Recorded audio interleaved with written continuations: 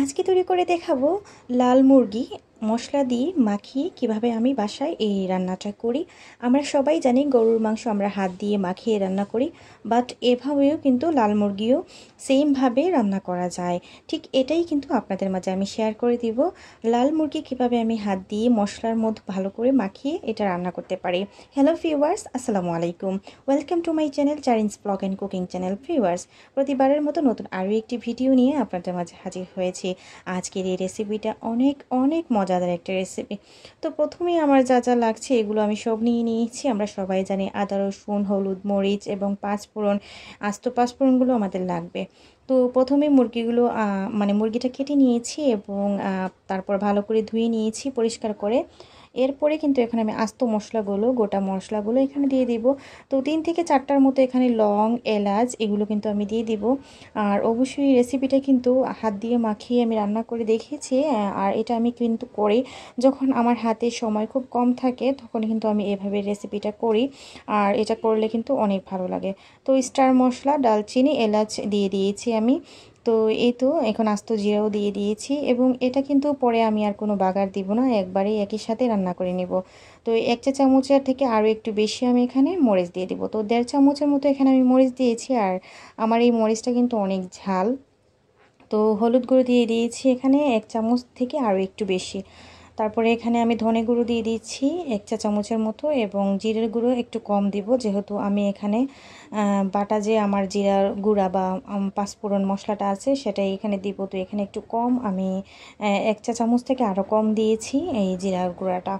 তো এখন আমি দিয়ে দিব পেঁয়াজ কুচি। আমার ইচ্ছে ছিল আজকে আমি পেঁয়াজ বাটা দিয়ে আপনাদের সাথে শেয়ার করব। আমি পেঁয়াজ বাটা দিয়ে কিন্তু এটা করি বেশিরভাগ। তো আজকে আমার পেঁয়াজটা হয় নাই, ডিপি ছিল, আইস ছিল বেশি, সেজন্য আমি কাঁচা ছোট ছোট করে পেঁয়াজ এভাবে কেটে দিয়েছি। তো দিয়ে দিয়েছি এখানে 2টার মতো টমেটো কেটে, অবশ্যই টমেটোটা দিবেন, খুব ভালো লাগে। তো এখানে আমি 1.5 চামচ রসুন বাটা আর আদা বাটা নিয়েছি 1.5 চামচ, নিয়ে আমি এখানে দিয়ে দিয়েছি এবং আমি এখানে 2 চামচের মতো লবণ দিয়ে দিয়েছি। তো এখন আমি দিয়ে দিব সয়াবিন তেল পরিমাণ মতো। তো সয়াবিন তেলটা আমি এখানে কমই দিব, কারণ মুরগির যে মাংসতে কিন্তু অনেক চর্বি থাকে। তো সে বিদায় আমি এখানে কিন্তু কম দিয়েছি, ধরেন 3 চামচের মতো আমি এখানে সয়াবিন তেল ইউজ করেছি। তারপর এখন ভালো করে হাত দিয়ে এভাবে মাখিয়ে নেব। প্রায় আমি 5 থেকে 6 মিনিটের মতোই কিন্তু এটাকে ভালো করে হাত দিয়ে মাখিয়ে নিয়েছি, কারণ এটা যেহেতু আমরা কষাবো না, মশলাতে কষাবো না এক্সট্রা করে মাংসটা, সেজন্য কিন্তু এটাতে সময় দেওয়া লাগবে আমার বেশি করে। তো আমি এভাবে কিন্তু হাত দিয়ে ভালো করে এভাবে মাখিয়ে নিচ্ছি, আর এটা কিন্তু খুব আস্তে আস্তে সময় নিয়েই করতে হবে। তো এখন আমি 10 মিনিটের জন্য এখানে রেস্টে এটাকে ঢাকনা দিয়ে ঢেকে রেখে দিব। তো ভিডিওর এই পর্যন্ত এসে যারা লাইক দিতে ভুলে গিয়েছেন, প্লিজ ছোট্ট একটা লাইক দিয়ে দিবেন। আর অবশ্যই ভিডিওটা ভালো লাগলে লাইক, কমেন্ট, শেয়ার এবং সাবস্ক্রাইব করে আপনারা আমার পাশে থেকে যেতে পারেন। আর ভিডিওটা যদি আরও বেশি ভালো লেগে থাকে, অবশ্যই আপনার পরিবার এবং ফ্রেন্ড সার্কেলকে শেয়ার করে দিতে ভুলবেন না। তো এই তো আমি কিন্তু এখন হাই হিটে দিয়ে দিয়েছি চুলাতে, এবং এখন আমি কিন্তু 5 মিনিট পর পর এসে নাড়া দিতেছি। আর অবশ্যই এটা থেকে পর্যাপ্ত পানি বের হবে, আমার কিন্তু পানি পরে অ্যাড করবো আমি।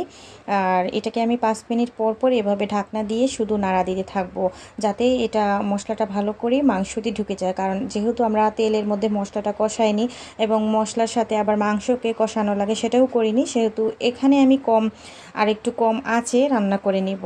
আর প্রথমে আমি হাই হিট দিয়েছি, এটা বলক আসার জন্য। যখন বলক চলে আসবে তখন আপনারা কিন্তু এটা লো আঁচে রান্না করবেন।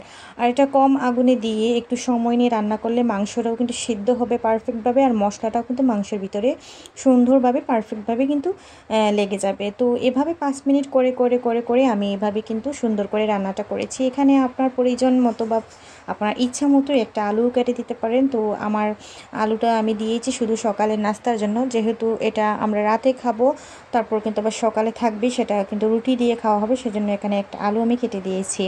তো এটাও আপনি স্কিপ করতে পারেন, তবে আলুটা দিলে কিন্তু এই খাবারটা অনেক ভালো লাগে। তো এই তো আলুটা দেওয়ার পরে আমি এখানে তেজপাতাটা দিয়ে দিয়েছি। তো এই তো এখন আবারও কিন্তু ভালো করে মাখিয়ে নিচ্ছি এভাবে। আর এভাবে যতক্ষণ আপনি মাখিয়ে মাখিয়ে রান্না করবেন আর নাড়া দিতে থাকবেন, ততক্ষণ কিন্তু এটা মশলা ভালো করে ঢুকবে। আর এই তো আমি আবারও এসে ভালো করে এভাবে নাড়া দিতেছি, কারণ এটা আমি নাড়ানোর উপরেই রান্না করব। আর এটা আমার রান্না করতে আধা ঘন্টা লেগেছে। তো তো এখন আমি গরম পানি অ্যাড করে দিব কিছুটা পরিমাণ, আর অবশ্যই গরম পানি এখানে দিতে হবে যেহেতু লাল মুরগি অনেক শক্ত থাকে।